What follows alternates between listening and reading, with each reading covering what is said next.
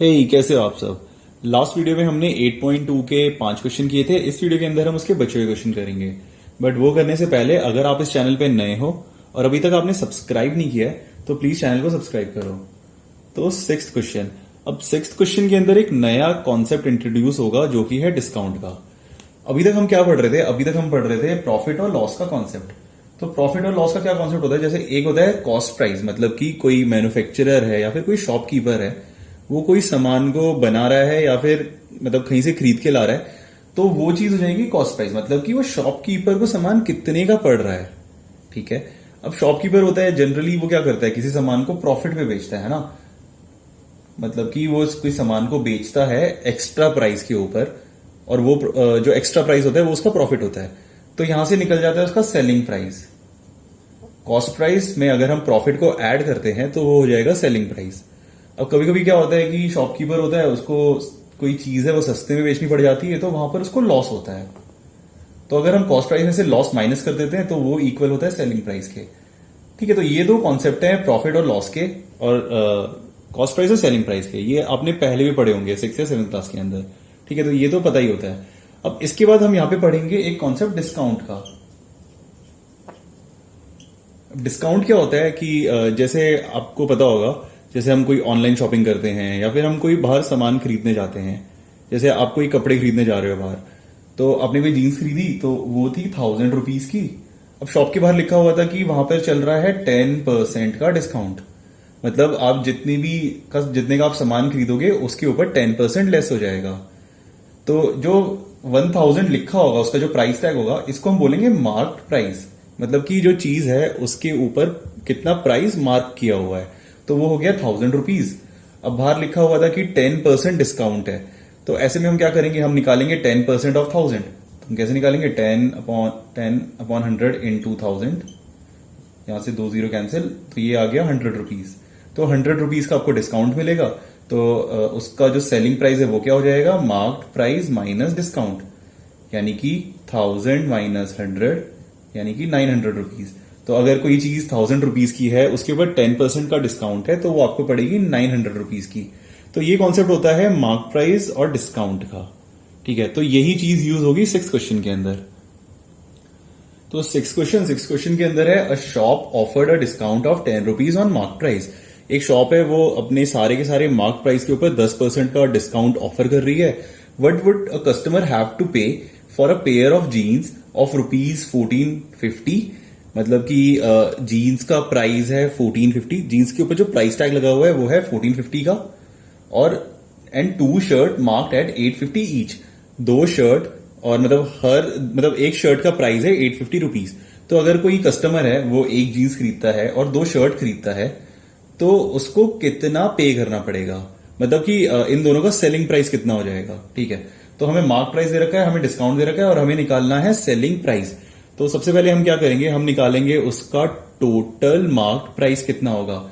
तो mark price of jeans है 1450, और मार्क प्राइस ऑफ शर्ट ये कितना होगा 850, और उसने खरीदे हैं 2 शर्ट, तो ये हो जाएगा 850 इंटू 2, तो ये हो जाएगा ₹850 इंटू 2, यानी कि 0 यहां पर 1 कैरी 8, तो ये हो गया 1700।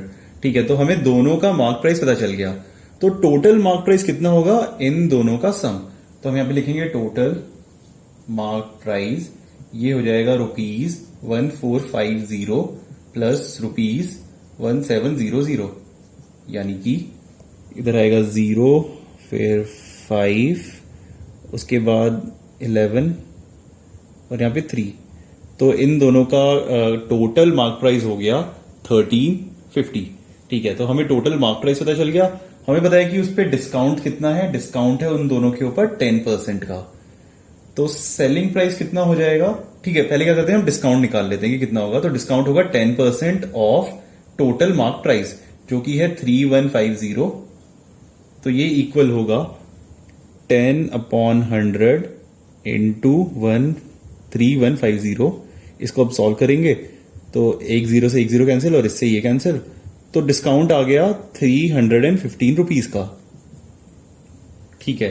तो हमारे पास टोटल मार्क प्राइस है, हमारे पास डिस्काउंट है, तो हम यहां से सेलिंग प्राइस निकाल लेंगे। सेलिंग प्राइस क्या होगा? Total mark price minus discount. तो ये इक्वल होगा 3150 माइनस डिस्काउंट जो कि है 315। तो इन दोनों का हम डिफरेंस निकालेंगे, जो आंसर आएगा वो होगा इसका सेलिंग प्राइस। ठीक है, तो यहां पे डिफरेंस निकालते हैं इसका। यहां पर है 315, तो इधर आएगा 5, इधर आएगा 3 और फिर 30 माइनस 3 यानी कि 27। तो इसका आंसर आ गया, सॉरी यहां पर आएगा 28, तो इसका आंसर आ गया 2835। तो मतलब उसको टोटल सेलिंग प्राइस पड़ेगा ₹2835। अभी तक हम क्या कर रहे थे, अगर हमें सेलिंग प्राइस निकालना होता था किसी चीज का, तो हम क्या करते थे, हम उसके कॉस्ट प्राइस के अंदर ऐड करते थे उसका प्रॉफिट,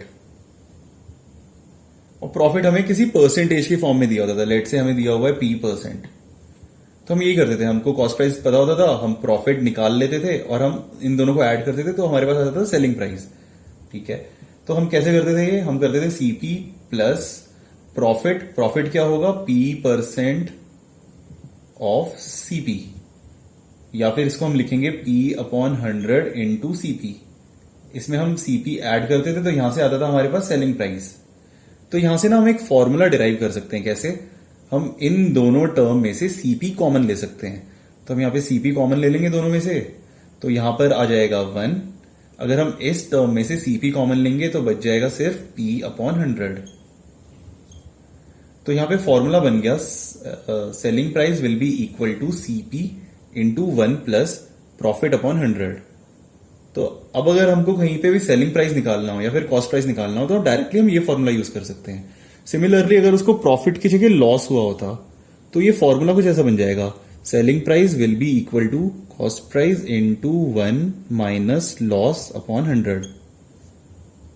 तो ये फॉर्मूला बन जाएगा। ठीक है, तो अब हम क्वेश्चन करेंगे तो ये वाला फॉर्मूला यूज करेंगे। ठीक है, तो सेवंथ क्वेश्चन के अंदर है, a milkman sold 2 of his buffaloes for 20,000 each. एक मिल्कमैन है, उसने उसके बाद 2 बफलो थी, उसने दोनों बफलो बेच दी। कितने रेट पे? 20,000 ईच पे, मतलब उसने टोटल 40,000 में 2 बफलो बेच दी। ठीक है, on one he made gain of 5%। एक बफलो बेचने पे उसको 5% का प्रॉफिट हुआ, and on other a loss of 10%, और दूसरी बफलो पे उसको 10% का लॉस हुआ। फाइंड ओवरऑल गेन और लॉस। हमें निकालना है कि टोटल उसको कितना गेन या फिर लॉस हुआ है, उसका परसेंट। ठीक है, तो उसको मतलब यहां पर हमको दिया हुआ है सेलिंग प्राइस ऑफ बफलो, तो नेट सेलिंग प्राइस कितना होगा? ये हो जाएगा 20,000 प्लस 20,000, यानी कि उसने दोनों बफलो बेची है टोटल 40,000 रुपीज में। ठीक है, तो हमें पता चल गया नेट सेलिंग प्राइस। अब हमें क्या निकालना है? ओवरऑल गेन और लॉस। तो इसके लिए हमें चाहिए होगा नेट कॉस्ट प्राइस। अगर हमारे पास नेट कॉस्ट प्राइस होगा, हमारे पास नेट सेलिंग प्राइस ऑलरेडी है, तो हम यहां से निकाल सकते हैं कि उसको कितना प्रॉफिट या लॉस हुआ है।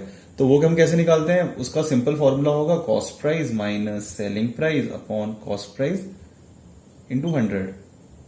तो यहां से हमारे पास आ जाएगा कि उसको कितना प्रॉफिट या लॉस हुआ है। ठीक है, तो ये फॉर्मूला यूज करेंगे हम। तो ये यूज करने के लिए हमें पहले उसका चाहिए कॉस्ट प्राइस।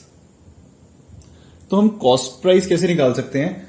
हम क्या करेंगे, 2 बफलो थी उसकी, तो हम दोनों बफलो का उसका कॉस्ट प्राइस निकाल लेंगे, फिर उन दोनों को ऐड करेंगे, तो यहां से आ जाएगा नेट कॉस्ट प्राइस। ठीक है, अब हम एक बफलो का कॉस्ट प्राइस कैसे निकालेंगे? हम वही फॉर्मूला यूज करेंगे जो अभी अभी हमने पढ़ा था। क्या? सेलिंग प्राइस इक्वल होगा cost price into 1 plus profit upon 100। तो इधर हमारे पास सेलिंग प्राइस है, प्रॉफिट है, तो हम यहां से कॉस्ट प्राइस निकाल लेंगे। और दूसरा फॉर्मूला था SP equal to CP into 1 minus loss upon 100। तो इन दोनों फॉर्मूले से हम दोनों बफलो का कॉस्ट प्राइस निकाल लेंगे। ठीक है, तो पहले हम जिस बफलो पे उसको 5% का प्रॉफिट हुआ है उसका कॉस्ट प्राइस निकालेंगे। तो सेलिंग प्राइस तो दोनों का सेम ही था, कितना? 20,000 equal to cost price into 1 plus profit हुआ था उसको 5% का, तो 5 अपॉन 100। ठीक है, अब हम क्या करेंगे, इसको सॉल्व करेंगे। तो पहले इस टर्म को सॉल्व करते हैं, ये है 1 प्लस 5 अपॉन 100। तो इस फ्रैक्शन को पहले सॉल्व कर लेते हैं। तो 5 वन 5, 5 इंटू 20 ये हो गया 100। तो ये फ्रैक्शन कुछ ऐसा बन गया 1/1 प्लस 1/20। ठीक है, इसको सॉल्व करेंगे हम। तो दो फ्रैक्शन के नंबर हैं, इनको कैसे सॉल्व करते हैं हम? दोनों डिनोमिनेटर का पहले हम लेते हैं एलसीएम। तो 1 और 20 इन दोनों का एलसीएम आएगा 20। इसके बाद हम क्या करते हैं, एलसीएम को डिनोमिनेटर से डिवाइड करते हैं। तो 20/1, तो ये होगा 20। फिर उस नंबर को हम न्यूमरेटर से मल्टीप्लाई करते हैं। तो 20 इंटू 1 यानी कि यहां पर आ गया 20। सेम वे से हम यहां पे करेंगे, बीच में प्लस का साइन था तो प्लस आ गया। एलसीएम को डिवाइड करेंगे डिनोमिनेटर से, तो 20/20 यानी कि 1। उस नंबर को हम मल्टीप्लाई करेंगे न्यूमरेटर से, तो 1 इंटू 1 यानी कि 1। तो ये आ गया 21/20। ठीक है, तो ये ब्रैकेट के अंदर जितनी चीज थी ये बन गई 21/20। तो इक्वेशन कुछ ऐसी बन गई, 20,000 is equal to CP into 21/20। यहां से हम सीपी की वैल्यू निकाल लेंगे। तो सीपी को हम यहां रखेंगे और इन दोनों नंबर को हम इधर भेज देंगे। तो ये कुछ ऐसा हो जाएगा 20,000 इंटू 20, यहां पे डिवाइड हो रहा है, इधर जाकर होगा मल्टीप्लाई अपॉन 21। यानी ये इक्वल हो जाएगा 2 इंटू 2 4। इसके बाद कितने जीरो आएंगे, 1 2 3 4 5।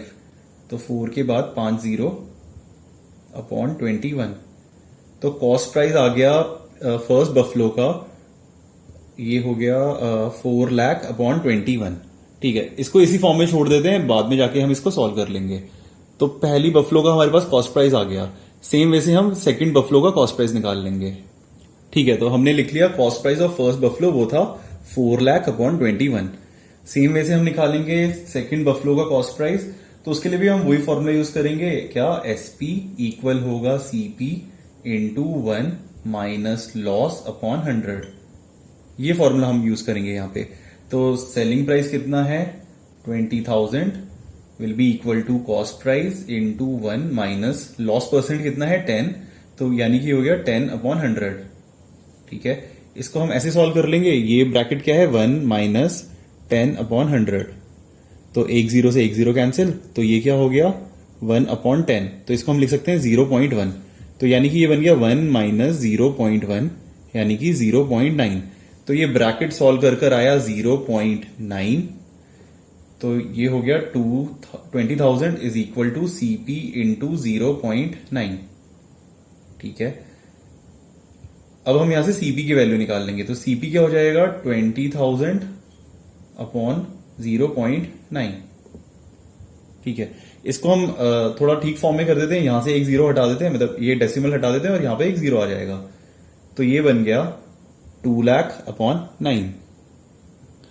तो हमें दूसरी बफलो का कॉस्ट प्राइस भी पता चल गया। सीपी ऑफ सेकेंड बफलो कितना आया, 2 लाख अपॉन 9। तो नेट कॉस्ट प्राइस कितना आ जाएगा, इन दोनों का सम। तो हम इन दोनों को ऐड कर लेंगे, वहां से हमें पता चल जाएगा कि दोनों बफलो का कॉस्ट प्राइस कितना आया।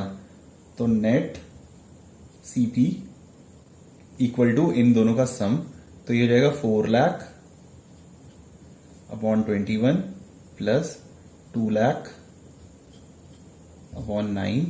इन दोनों को हम ऐड करेंगे, उसी तरीके से ऐड करेंगे हम। पहले हम दोनों डिनोमिनेटर का एलसीएम लेंगे। तो 21 और 9 इन दोनों का एलसीएम क्या आएगा, 21 को हम लिख सकते हैं 3 इंटू 7, 9 को हम लिख सकते हैं 3 इंटू 3। तो एलसीएम हम कैसे लेते हैं, जो नंबर कॉमन होंगे उनको हम एक ही बार मल्टीप्लाई करेंगे यानी कि 3, और जो नंबर कॉमन नहीं है उनको हम मल्टीप्लाई करेंगे।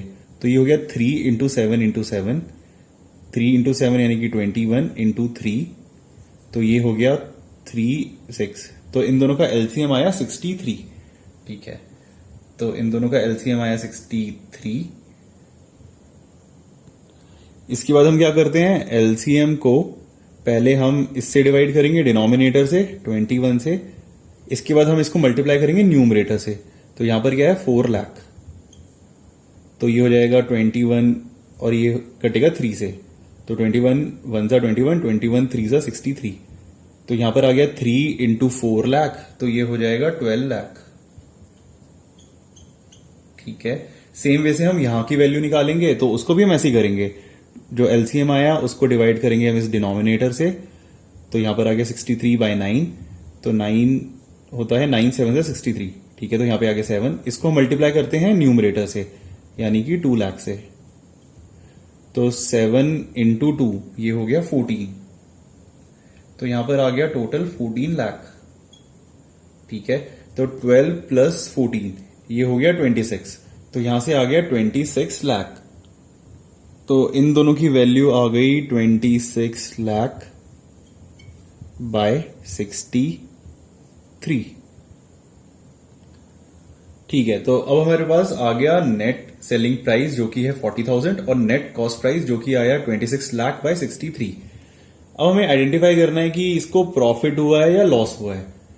तो हम कैसे कर सकते हैं, अगर कॉस्ट प्राइस ज्यादा है सेलिंग प्राइस से तो इसका मतलब लॉस हुआ है, अगर सेलिंग प्राइस ज्यादा है कॉस्ट प्राइस से तो इसका मतलब प्रॉफिट हुआ है। बट अब जो नंबर है ना, एक नंबर तो सिंपल है और दूसरा नंबर फ्रैक्शन में, तो इसको हम कैसे चेक कर सकते हैं, हम क्या करेंगे, इसको भी हम फ्रैक्शन में कन्वर्ट कर लेंगे। क्यों? क्योंकि इसको सॉल्व करना थोड़ा टफ होगा। यहाँ पे 26 लाख है, नीचे 63 है, तो इसको हम सॉल्व करेंगे तो डेसिमल के अंदर आएगा। तो इससे अच्छा हम ऐसा करते हैं, इसी को हम फ्रैक्शन में कन्वर्ट कर लेंगे। तो फ्रैक्शन में हम कैसे कन्वर्ट करेंगे, जैसे मानो ये है 40,000, अब हमें बनाना है इसको मतलब डिनोमिनेटर के अंदर हमें 63 बनाना है। तो हम क्या करेंगे, इसको 63 से मल्टीप्लाई करेंगे और इसको 63 से डिवाइड कर लेंगे। मतलब इसे हम ऐसा कर लेंगे 63 मतलब इंटू 63 अपॉन 63, 63 अपॉन 63 क्या होगा, ये होगा 1। तो किसी नंबर को हम 1 से मल्टीप्लाई करते हैं तो उसकी वैल्यू चेंज नहीं होती है, राइट। तो हम यही कर रहे हैं, हम 40,000 को 1 से मल्टीप्लाई कर रहे हैं, फिर हम 1 को लिख रहे हैं 63 अपॉन 63। बेसिकली हम इसको न्यूमरेटर डिनोमिनेटर दोनों को 63 से मल्टीप्लाई कर रहे हैं, ठीक है। तो 4 लाख को हम 63 से मल्टीप्लाई करेंगे, तो यहां से क्या रिजल्ट आएगा, 63 इंटू 4, तो ये आ गया 4 3 12, 6 4 24, तो यहां पर आ गया 5, ठीक है। और इसके आगे कितने जीरो है, 4 जीरो है, तो इसके आगे हम लगा देंगे 4 जीरो। तो ये आ गया यहां से 25 लाख 20,000, मतलब 25 लाख 20,000 में उसने दोनों बफलो बेची है और उसने खरीदी थी 26 लाख में, यानी कि सीपी ज्यादा है उसके सेलिंग प्राइस से, इसका मतलब उसको लॉस हुआ है, ठीक है। तो यहां पे हमने क्या किया था, इसको ऐसा लिखा था हमने 63 अपॉन 63 और इसकी वैल्यू आई थी 25,20,000 बाय 63। तो हमें यहां से पता चल गया कि इसको लॉस हुआ है, ठीक है। तो हम लॉस परसेंटेज निकालेंगे अब, तो वो क्या होगा, वो हो जाएगा CP minus SP upon CP, ये फॉर्मूला हम यूज करेंगे और इनटू 100। तो यहां से आ जाएगा हमारे पास लॉस परसेंटेज, ठीक है। इसको सॉल्व करते हैं। सबसे पहले क्या है, सीपी, तो ये होगा 26 लाख अपॉन 63 माइनस एसपी जो कि है 25 लाख 20,000 अपॉन 63, फिर होल अपॉन सीपी जो कि है 26 लाख अपॉन 63। देखने में बहुत बड़ा सा लग रहा है बट इसको सॉल्व करना काफी इजी होगा, ठीक है। तो हम क्या करेंगे, यहां पर देखो इन दोनों का डिनोमिनेटर सेम है, यानी ये दोनों नंबर आपस में डिफरेंस हम ले सकते हैं, ये दोनों नंबर आपस में माइनस हो सकते हैं, ठीक है।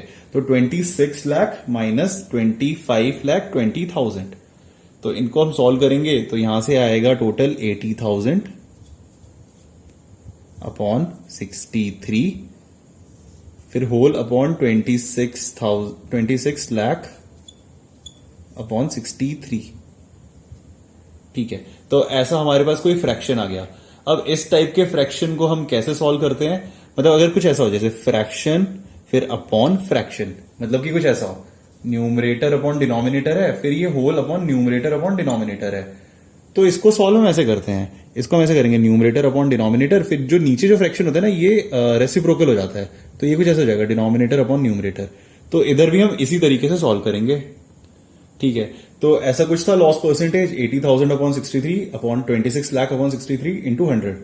इसको हमें सॉल्व करना है, तो इसको हम ऐसे लिखेंगे 80,000 अपॉन 63 इंटू ये वाला जो फ्रैक्शन है ये रेसिप्रोकल होके मल्टीप्लाई हो जाएगा इससे, तो यहां पर आ जाएगा 63 अपॉन 26 लाख इंटू 100।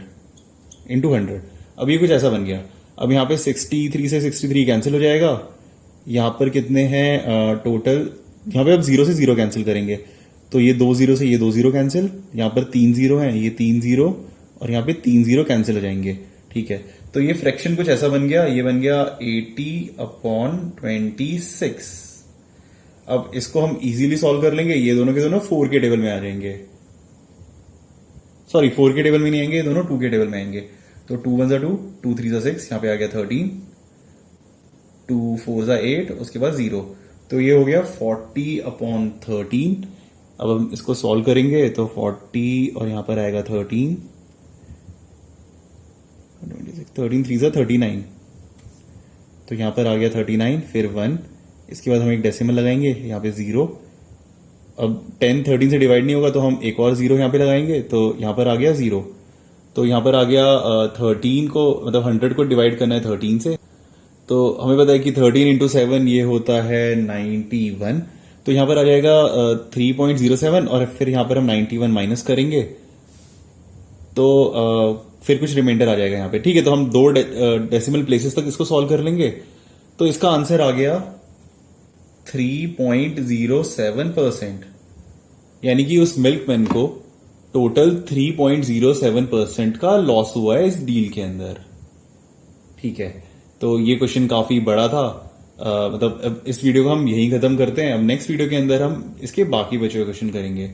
तो अगर आपको ये वीडियो अच्छा लगा हो, अगर आपको ये समझ आ गया हो, तो प्लीज इस वीडियो को लाइक करो और चैनल को सब्सक्राइब करो। Thank you.